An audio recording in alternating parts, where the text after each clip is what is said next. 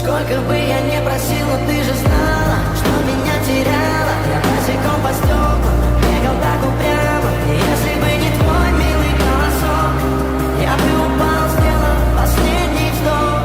И звезды мирно падали, как будто для меня. Я каждый раз загадывал тебя не потерять, но больше не могу, я просто мучаю себя. Теперь ты пожалел меня.